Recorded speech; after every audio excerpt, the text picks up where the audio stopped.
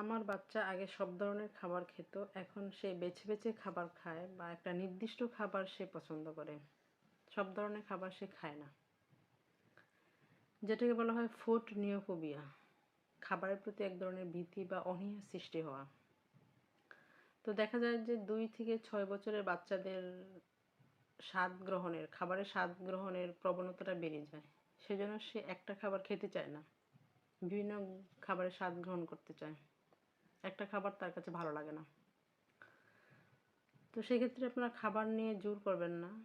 খাবার তৈরির সময় তাকে সঙ্গে রাখুন, অন্যরা কীভাবে খাচ্ছে তার ছবি দেখান এবং খাবার টেবিলে সবার সাথে তাকে খেতে নিয়ে বসুন এবং তাকে খাইয়ে দেখিয়ে দিন।